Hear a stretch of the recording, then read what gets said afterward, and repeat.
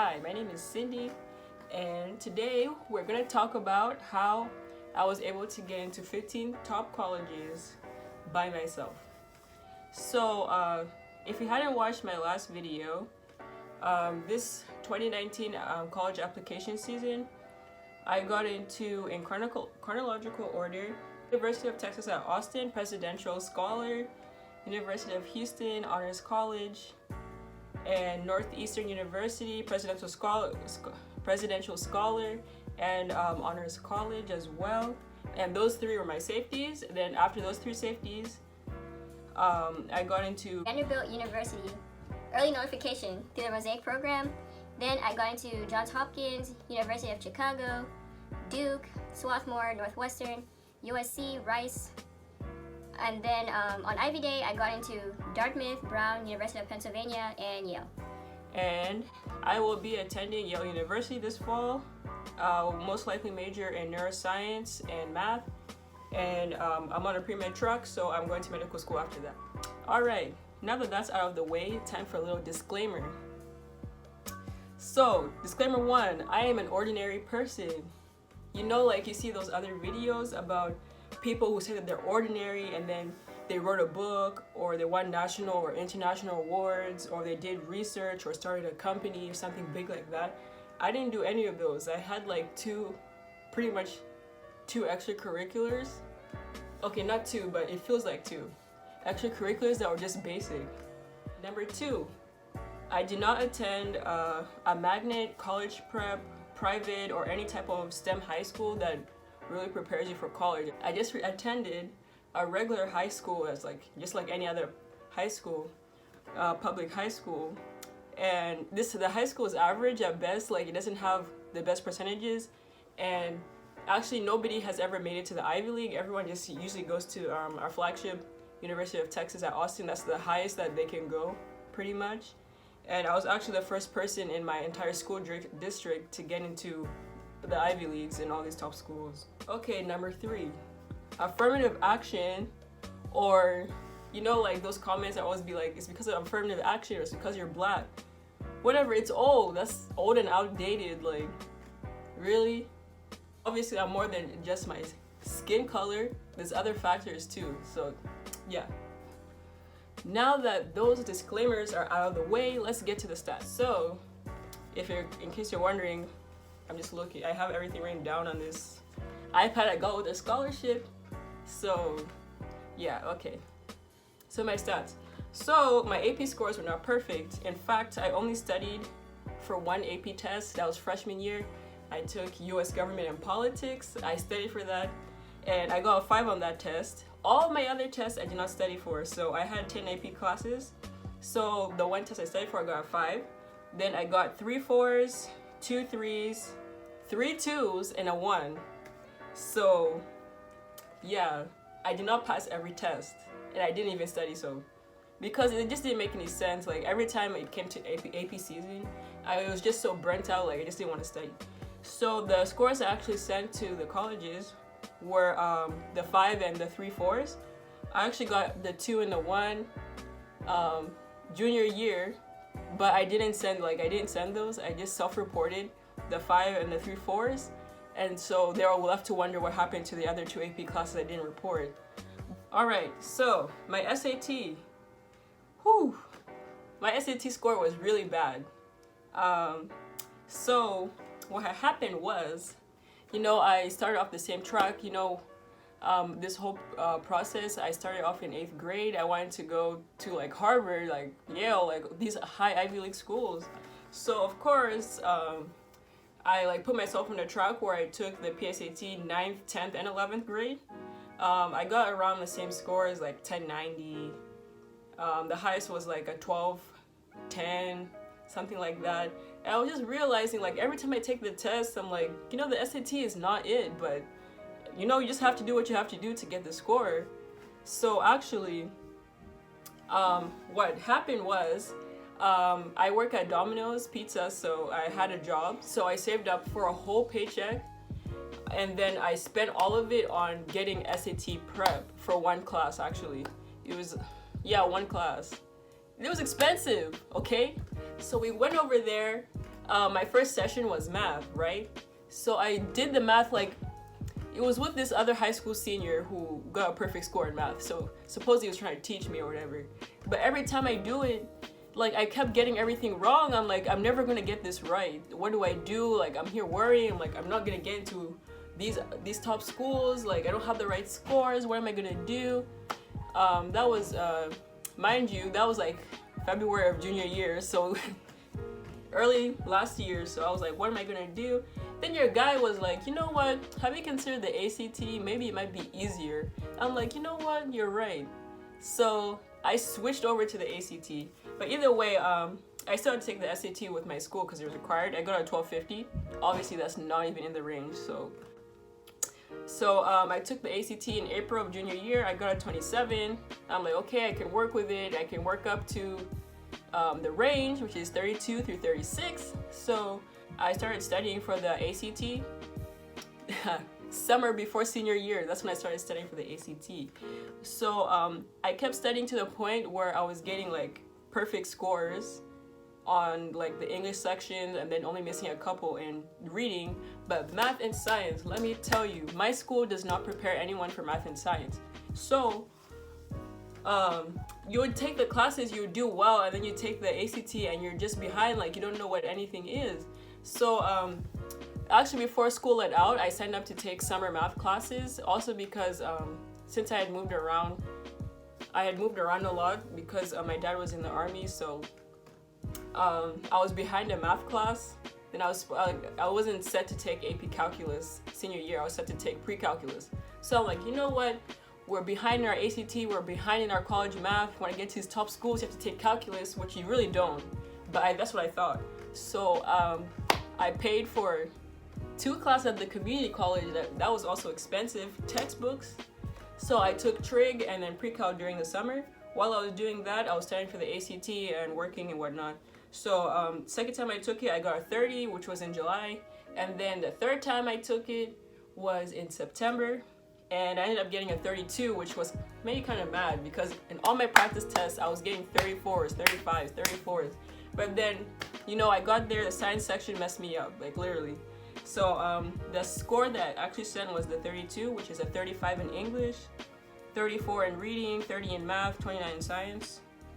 And then the SAT subject scores that I sent were, I got a 700 in world history. I took 10th grade, and then a 740 in US history, which I took June of junior year.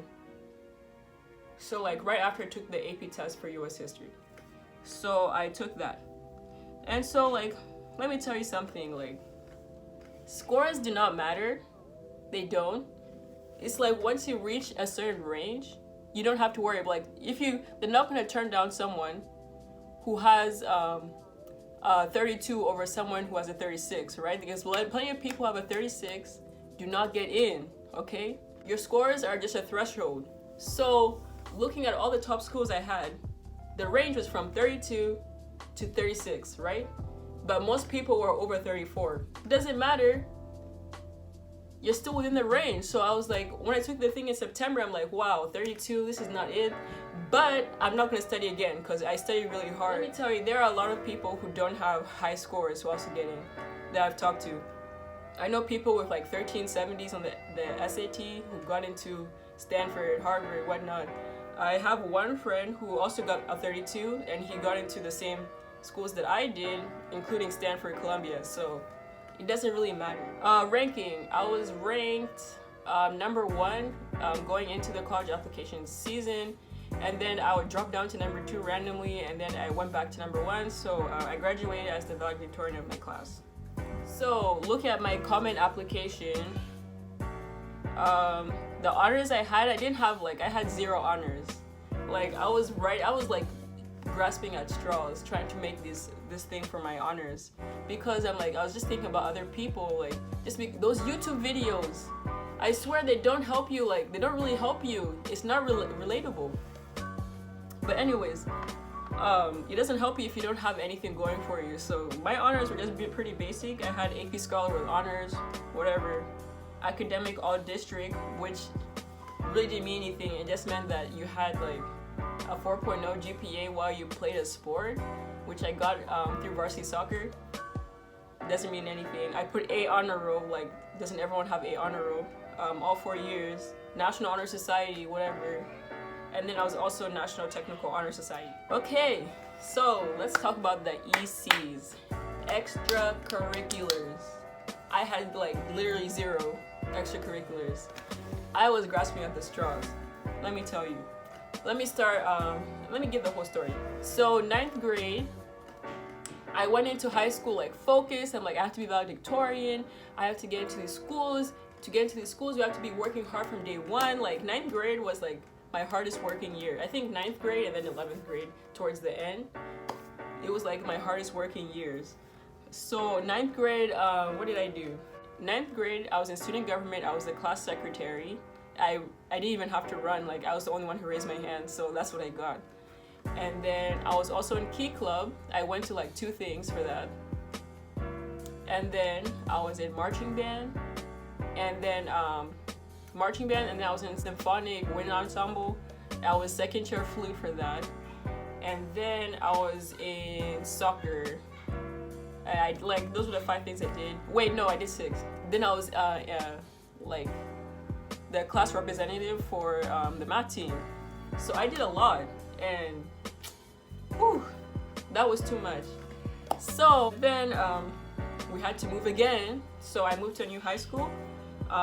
Sophomore year, all I did was varsity soccer. That was literally the only thing I did. And then towards the end of 10th grade, I also got a job at Whataburger, which is that Texas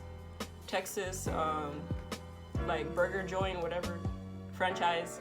I worked there for a short period, and then after that, I got another job at Domino's. That was in my junior year. So then, junior year, I'm like, come on, like, we're applying to colleges next year, we need to do more. But then I did varsity soccer again, and it just turned into a bigger commitment because I became a starter. I played goalkeeper, so I was a starter. So that means I had to be at every game and whatnot and blah, blah, blah. And there was more training, it was just more competitive. So that took a lot of time, like literally. It took a lot of time, and I didn't have time to do anything else. I tried to do math honor society again. I went to like 3 meetings. It was just very impossible with the schedule. We're practicing like from August all the way until like April. We're practicing preseason, in season, postseason. It was just crazy. So that's all I did junior year, and then I was elected National Honor Society president junior year. So I technically counted 11th and 12th grade for for the National Honor Society president. So there was that. So now going into senior year, I actually quit doing varsity soccer, but then I quit really late. So by the time I sent my applications, I was still in it. But then after I sent it, I was like, you know what, this isn't it. So I quit. So I didn't actually play varsity soccer my senior year. But like, it was so crazy. I was set to be the team captain, but I was like, you know, this is so stressful. I'm already doing like all these college applications. I have all these interviews. I just can't do it. So I quit. So, and National Honor Society president again, senior year. Whew. And then I was the founder, like one of the co-founders, but like the main person of a community service project where we recycled cans and bottles. And then I did a short stint as a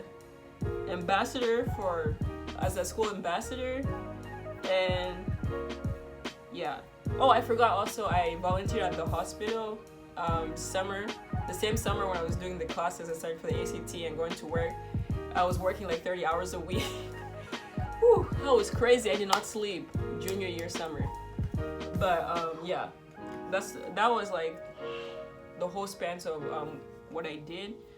But what I sent to the school is what I sent to the colleges on my Common App. What I put down was soccer varsity captain, which I thought I was gonna be, but I didn't. For 4 years. Then I put president National Honor Society for 2 years. 2 years. Then I put founder of the NHS Recycling Community Service Project for 1. Ambassador of my school's ambassador program. Then I put junior volunteer at a hospital. Then I put my work, and hint, hint, I put caregiver because I have 3 younger siblings, and that kind of stopped me from. It stopped me from also being able to participate in so many extracurriculars because doing soccer was already a big burden. I didn't have anyone to take me to any of the games, any of the practices. I always had to like bum rides from other people, and then it was also a big like deal getting money. Before I got a job, getting money to pay for everything. It's just like a big mess. And then I also have 3 younger siblings at home, which I had to take care of. And my youngest sibling also has Down syndrome. So I'm like, oh. So I made sure to put that in so we can like explain away like why I don't have extracurriculars, like where your honor is. Like, anyways. Well, along with that, I also wrote like an additional information that was explaining why I didn't have like extracurriculars. So if you don't have extracurriculars, you don't have honors. It is okay as long as you have like a legitimate reason, or you can, stretch the truth a little bit. But I wouldn't suggest doing that. But because they might fact check you. But for me, it was just like the dealing with like 9th and 10th grade money issue. We didn't have a lot of money. And then once I was able to get money, I still had to be at home to watch my younger siblings, so I made sure I explained it.